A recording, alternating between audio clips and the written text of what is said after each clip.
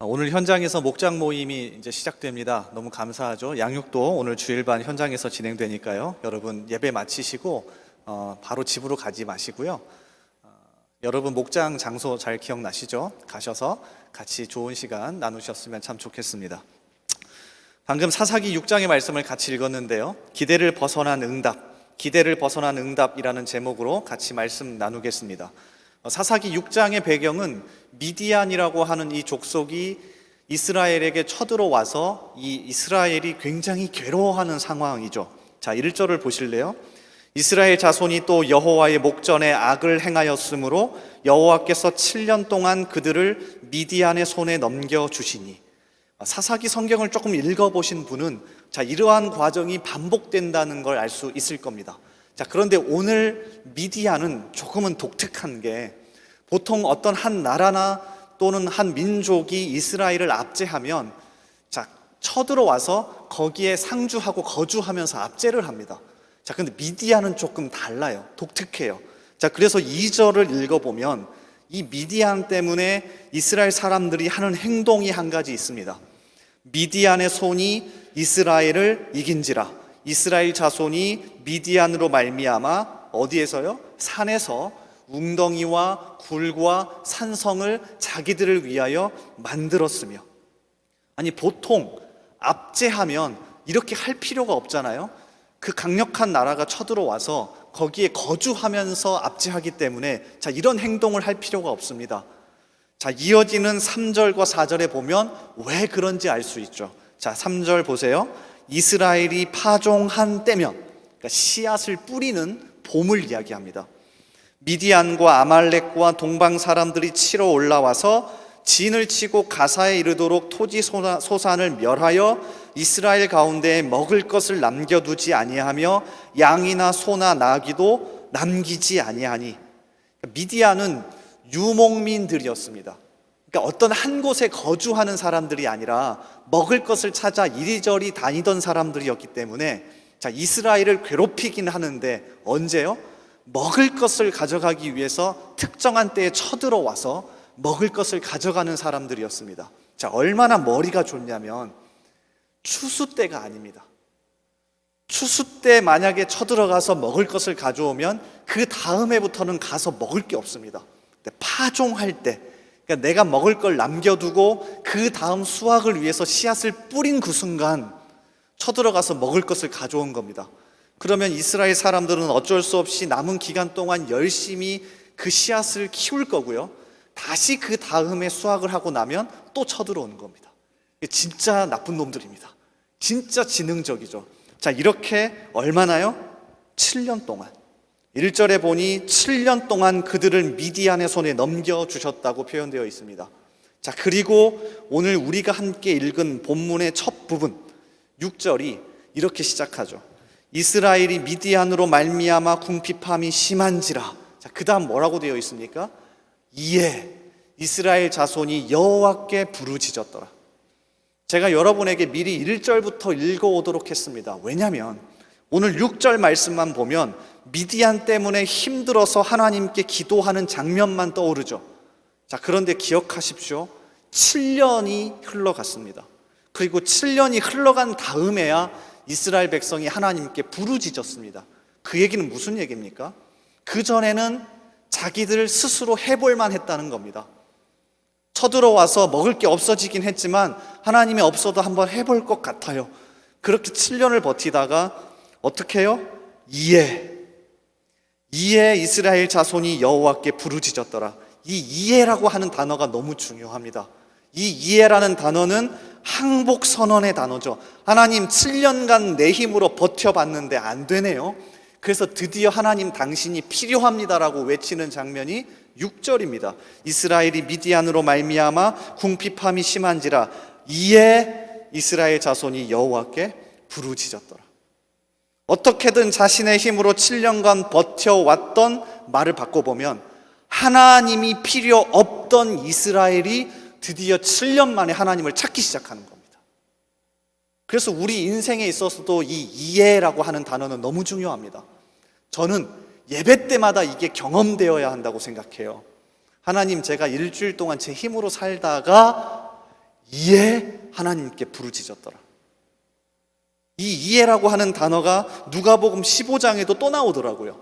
되게 독특해서 제가 한번 찾아봤습니다. 누가복음 15장은 일명 탕자의 비유라고 알려져 있죠. 한 아버지에게 두 아들이 있었습니다. 첫째 아들 그리고 둘째 아들. 이 두 아들 중에서 둘째 아들이 아버지에게 유산을 요구합니다. 아버지가 돌아가시기 전에 아버지 저에게 돌아올 분깃을 주십시오. 당시 유대인들의 법에 의하면 아들이 둘일 경우 첫째 아들은 3분의 2 그리고 둘째 아들에게는 3분의 1을 주었답니다. 그러니까 이 아들은 아버지가 죽기 전에 전 재산의 3분의 1을 요구하는 겁니다. 대단하죠. 근데 우리는 여기에서 무엇을 보아야 하냐면 이 아들은 아버지의 재산이 필요한 게 아니라 더 이상 아버지가 필요 없는 겁니다. 누가복음 15장을 읽어가시면서 여기에 여러분이 집중하셔야 합니다. 자, 보세요. 15장 12절에 그 둘째가 아버지에게 말하되 아버지여 재산 중에서 내게 돌아올 분깃을 내게 주소서 하는지라. 자, 여기만 보고 야, 나쁜 애다. 아버지가 죽지도 않았는데 돈을 달라고 하다니. 근데 그 다음 행동을 보면 이 둘째 아들의 진짜 마음을 알 수 있습니다. 13절을 보십시오. 그 후 며칠이 안 되어 둘째 아들이 재물을 다 모아가지고 어디로 갔어요? 먼 나라에 가. 이게 핵심입니다. 둘째 아들은 돈이 필요한 게 아니라 더 이상 아버지의 존재가 필요 없는 겁니다. 아버지 제가 어렸을 때는요, 아버지가 필요해서 곁에 두어야 했지만 이제 제 머리도 자랐고요, 판단도 할 줄 알고요, 어느 정도 힘도 생겼습니다. 그러니까 아버지가 어차피 저에게 주셔야 할 그 돈만 주시면 제가 아버지 없이도 살 수 있습니다. 이게 핵심입니다. 그렇게 먼 나라에 가서 아버지 없이 살다가 돈을 모두 다 탕진해버리고 이 둘째 아들이 결단하는 장면에서 이 이해라고 하는 단어가 나옵니다.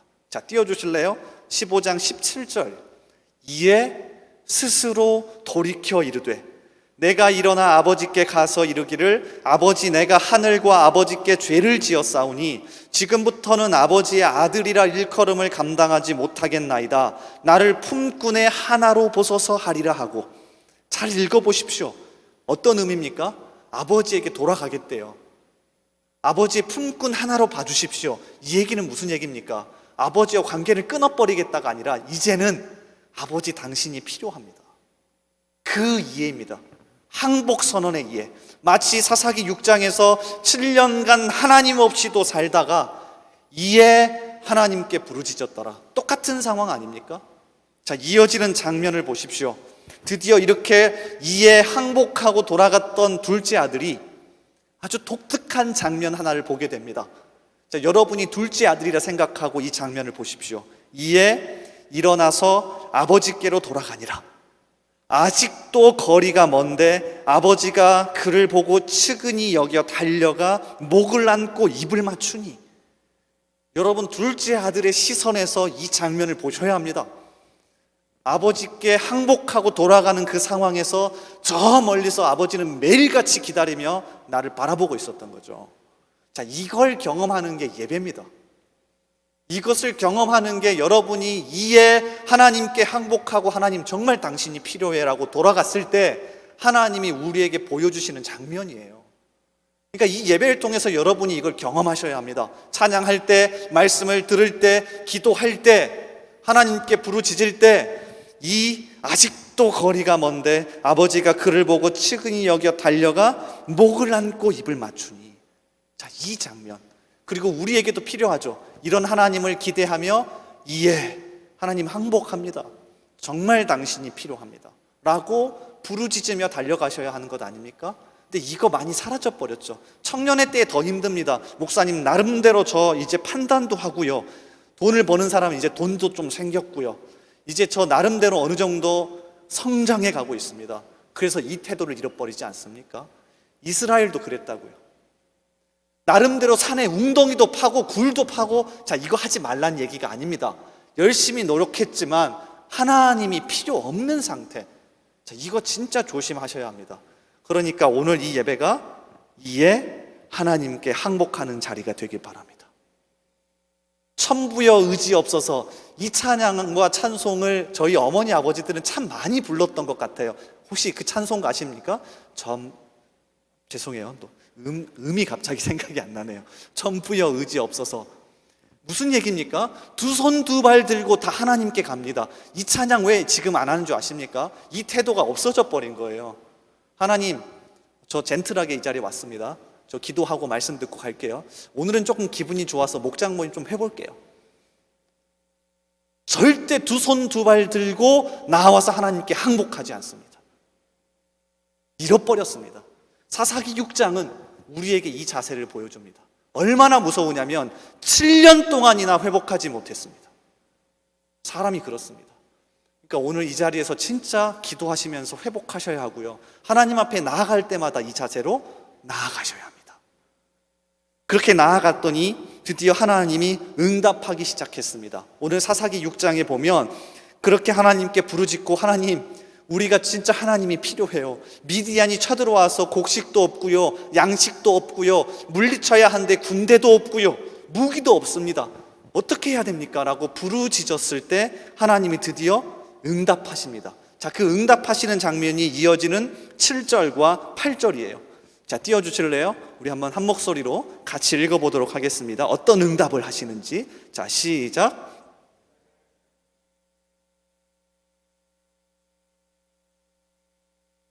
이스라엘 자손에게 한 선지자를 보내시니 그가 그들에게 이르되 여호와께서 이같이 말씀하시기를.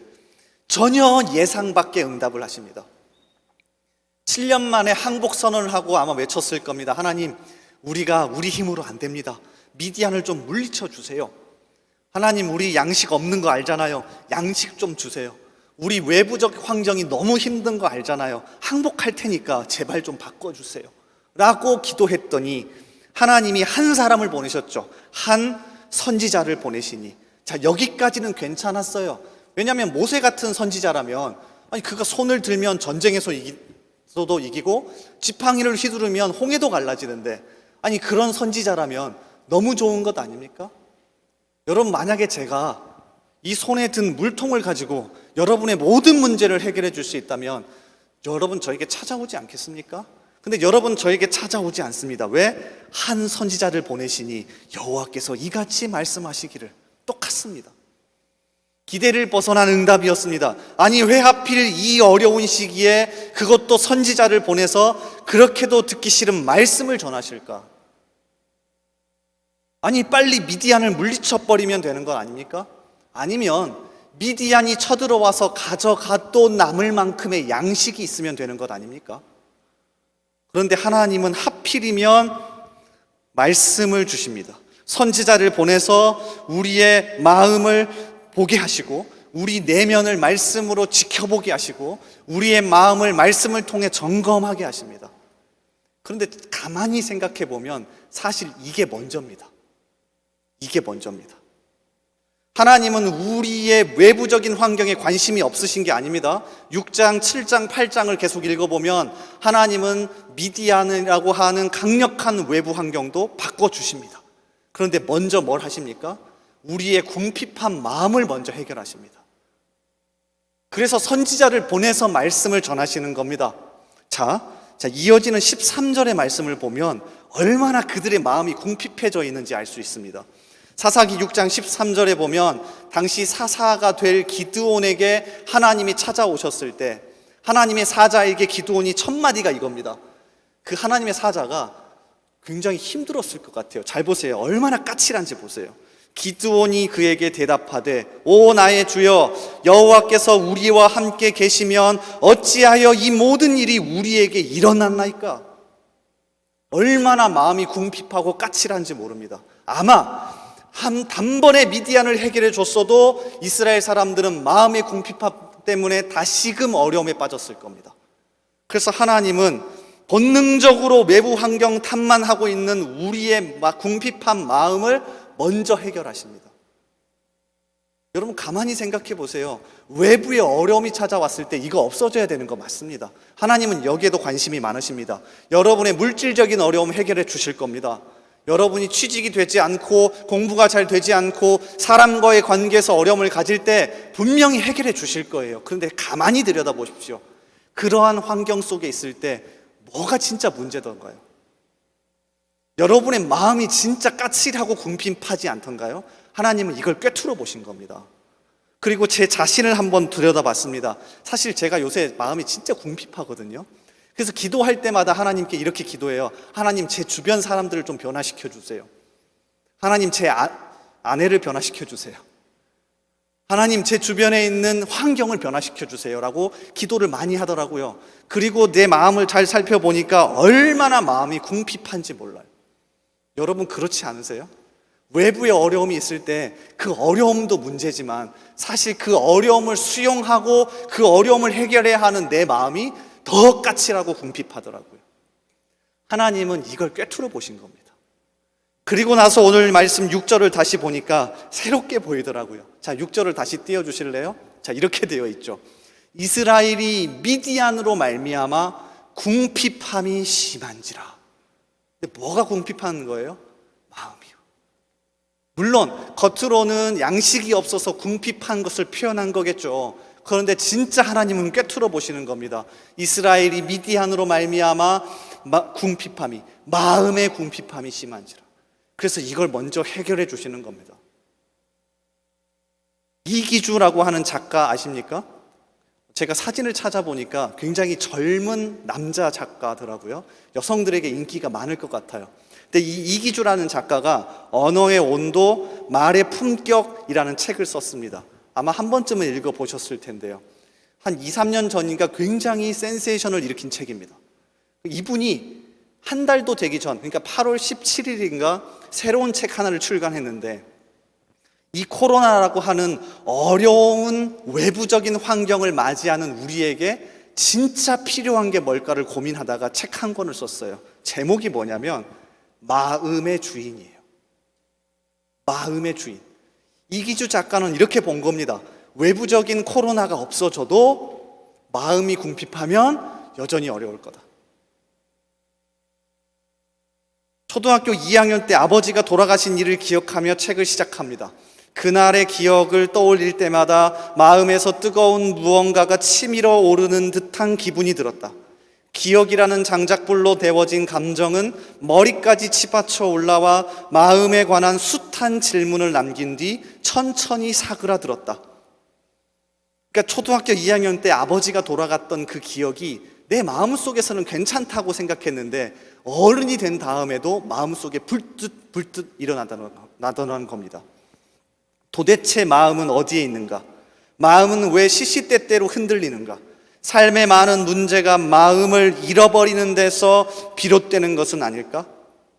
그러면서 그가 이렇게 말합니다. 책 중간에 우리의 마음만 평안할 수 있다면, 우리의 마음만 붙잡아서 풍족하게 할 수 있다면 어떤 외부의 어려움도 이겨낼 수 있습니다. 이게 하나님이 관심을 가지신 첫 번째였습니다. 그런데 우리는 본능적으로 어려움이 닥쳐오면 외부에 탓만 합니다. 교회가 어려우면 교회가 타락해서 그래.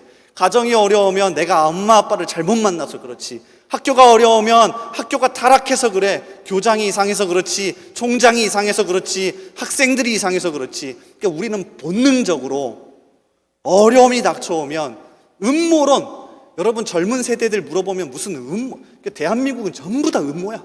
뭔 얘기만 했다 그러면 음모야. 누가 목사님, 누가 그 음모를 세워서 그렇게 한 거고요. 모든 게 다 외부의 탓이죠. 여러분 마음을 잘 한번 들여다보십시오. 얼마나 궁핍한지 모릅니다.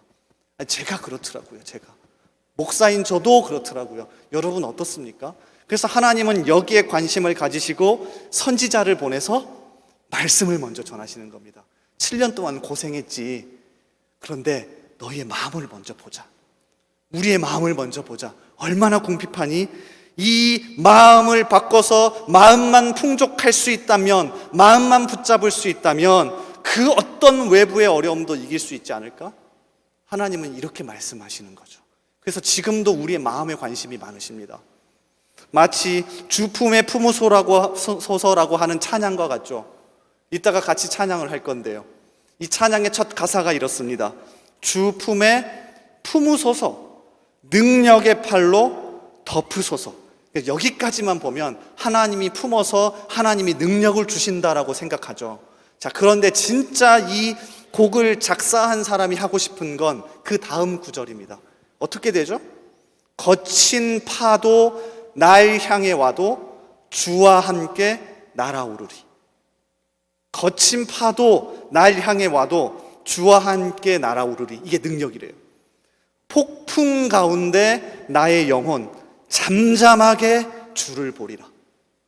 폭풍 가운데 나의 영혼 잠잠하게 주를 보리라. 이게 능력이래요. 마음의 풍족함, 마음이 풍성한 것, 마음이 궁핍하지 않아 어떤 상황에서도 흔들리지 않고 주님과 날아오르는 것, 이게 하나님의 목표랍니다. 그러니까 우리가 여기에 관심을 가지셔야 합니다. 여러분, 이걸 위해서 서로 기도해 주셔야 하고요, 이걸 위해서 최소한 모든 노력을 기울이셔야 합니다. 자, 그러면 조금 더 나아가 볼까요? 하나님은 우리의 마음에 관심이 많으시는데, 그러면 이 궁핍한 마음을 하나님이 어떻게 회복시키고 어떻게 풍족하게 하실까요? 조금 더 말씀을 읽어보죠. 이 선지자가 이렇게 말씀을 전합니다. 자, 8절 이하인데요, 제가 읽어드릴 테니까 한번 눈으로 따라오십시오. 크게 두 가지를 이야기하십니다. 잘 보십시오. 이스라엘의 하나님, 내가 너희를 애굽에서 인도하여 내며 너희를 그 종 되었던 집에서 나오게 하여 애굽 사람의 손과 너희를 학대하는 모든 자의 손에서 너희를 건져내고 그들을 너희 앞에서 쫓아내고 그 땅을 너희에게 주었으며. 자, 첫 번째로 뭘 얘기하십니까? 과거 애굽 땅에서 종 되었었는데 거기에서 너희를 건져낸 하나님을 기억해라. 이게 첫 번째였습니다. 과거에도 현실의 장벽이 있었지, 외부의 어려움이 있었지, 근데 내가 건져냈었잖아. 기억해 볼래? 이게 첫 번째고요. 자, 두 번째 10절. 내가 또 너희에게 이르기를 나는 너희의 하나님 여호와이니 너희가 거주하는 아모리 사람의 땅의 신들을 두려워하지 말라 하였으나 너희가 내 목소리를 듣지 아니하였느니라 하셨다 하니라. 두 번째는 아모리 사람의 땅의 신들을 두려워하지 말랍니다. 자, 무슨 얘기입니까?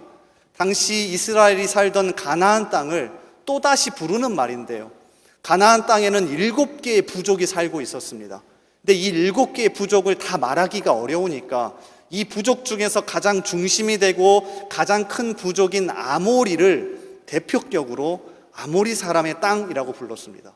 그러니까 두 번째 10절은 뭘 얘기하시는 거냐면, 현재 너희가 살고 있는 땅에서 겪게 되는 현실의 장벽이 있지 않냐, 그거 두려워하지 마. 이 두 가지를 이야기하십니다. 아니, 도대체 이게 우리의 마음이 풍족해지는 것과 무슨 상관입니까? 첫 번째는 과거 애굽에서 살았을 때의 현실의 장벽을 이야기하십니다. 두 번째는 현재 사는 가나안 땅에서의 현실의 장벽을 이야기하세요. 그러면서 야, 두려워하지 마. 이 장벽 두려워하지 마. 아니, 이게 도대체 우리의 마음이 풍성해지는 것과 무슨 상관이죠? 자, 그러면서 오늘 말씀을 다시 한번 잘 보시면 첫 번째와 이 두 번째를 말씀하시면서 하나님이 강조하는 문구가 있습니다. 잘 보세요. 너희가 거주하는 아모리 사람의 땅의 신들을 두려워하지 말라 하였으나 또 애굽 사람의 손과 너희를 학대하는 모든 자의 손에서 건져내신 은혜를 기억해라.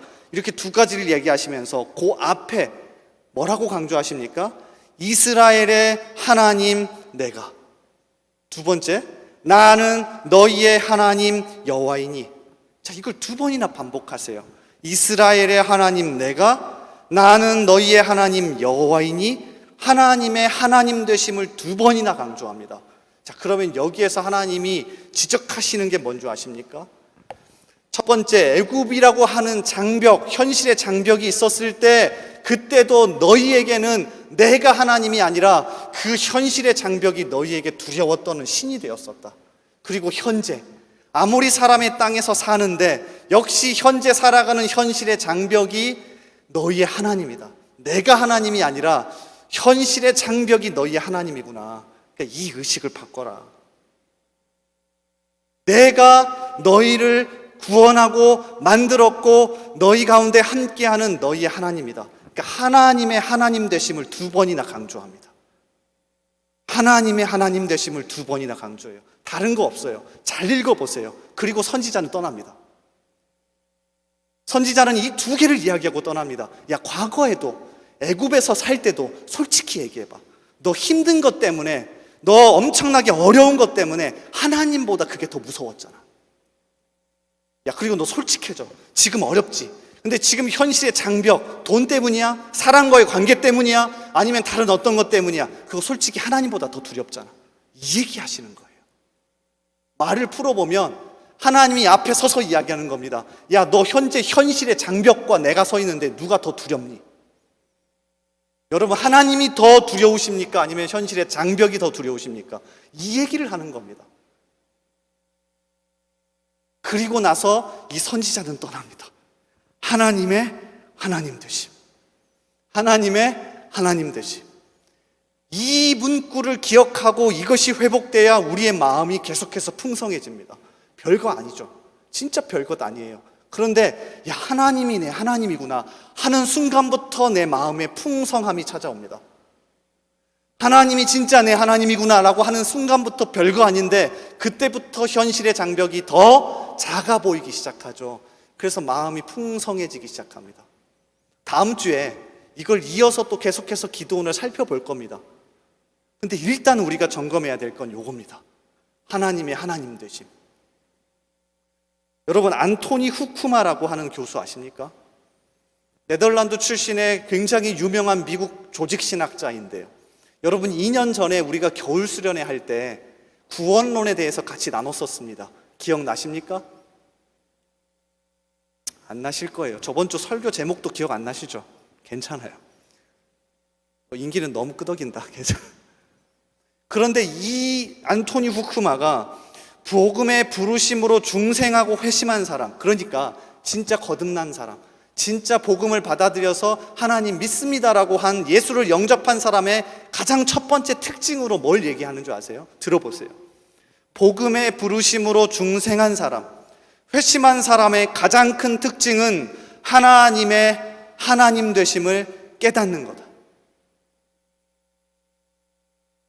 복음의 부르심으로 중생한 사람, 회심한 사람의 가장 큰 특징이 뭐래요?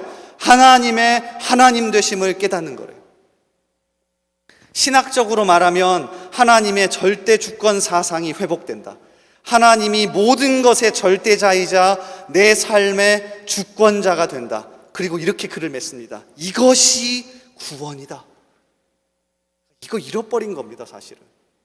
그러니까 이 선지자가 8절과 9절과 10절에 굉장히 짤막하게 뭘 얘기하는 거예요? 야, 너 진짜 구원받은 사람 맞니? 너 진짜 하나님 믿고 부르심에 응답한 사람이 맞아? 그러면 그 사람이 첫 번째 회복되는 게 뭐래요? 모든 삶의 현장에서 하나님이 하나님 되시는 거. 그래서 마음이 그때부터 풍족해진답니다. 이걸 제일 잘 보여주는 게 사무엘상 17장입니다. 사무엘상 17장은 다윗과 골리앗이 싸우는 이야기를 보여주죠. 다윗과 골리앗이 싸울 때 사울 왕과 이스라엘의 상태를 사무엘상 17장 11절은 정확하게 이렇게 표현합니다. 띄워주실래요? 사울과 온 이스라엘이 블레셋 사람의 이 말을 듣고 놀라 크게 두려워하니라. 여기서 두려워한다는 단어가 히브리어로 야레인데요, 하나님께 쓰는 단어입니다. 하나님을 경외하다, 하나님을 두려워하다, 하나님을 경배하다, 하나님께 복종하다는 뜻이에요. 그러니까 이스라엘과 사울 왕이 블레셋의 골리앗을 보고 하나님보다 더 두려운 마음을 느낀 겁니다. 이해가 되세요? 골리앗은 분명히 무서운 존재가 맞습니다. 여러분, 현실의 장벽은 가벼운 게 아닙니다. 저도 압니다. 얼마나 짓눌러 오는 거 압니다. 취직이 되지 않아서 똥줄타게 공부하는 거 힘들죠. 돈이 없어서 너무나도 힘든 거 압니다. 그런데 그게 하나님보다 더 두려운 건 아니잖아요. 골리앗 앞에서 이스라엘과 사울은 하나님처럼 두려워한 겁니다. 자, 이걸 누가 보는 거예요? 다윗이 아버지의 심부름을 하러 갔다가 이걸 목격하게 되는 겁니다. 자, 보세요. 17장 23절에 보면 그들과 함께 말할 때에, 여기서 그들은 여기 안에 다윗이 들어가 있는 겁니다. 다윗이 아버지의 심부름으로 치즈 10덩이를 천부장에게 전해주고 그 사람들과 이야기를 나눕니다. 그들과 함께 말할 때에 마침 블레셋 사람의 싸움 도두는 가드 사람 골리앗이라 하는 자가 그 그 전열에서 나와서 전과 같은 말을 하매 다윗이 들으니라. 다윗이 그 상황을 목격합니다. 정확하게 또 어떤 상황을 목격하는 줄 아십니까? 그 다음 24절, 이스라엘 모든 사람이 그 사람을 보고 심히 두려워하여, 또 나옵니다. 그 앞에서 도망하며. 다윗이 이 상황을 본 겁니다. 골리앗이 무섭지 않다는 게 아닙니다. 현실의 장벽은 무겁습니다. 그런데 다윗이 주목해서 본 건, 아니 어려운 건 맞는데 아니 왜 우리의 마음이 이렇게 궁핍해서 저걸 하나님보다 더 두려워할 수 있을까? 신기한 겁니다, 다윗의 입장에선. 그래서 다윗이 이어지는 26절에서 그 유명한 말을 하죠.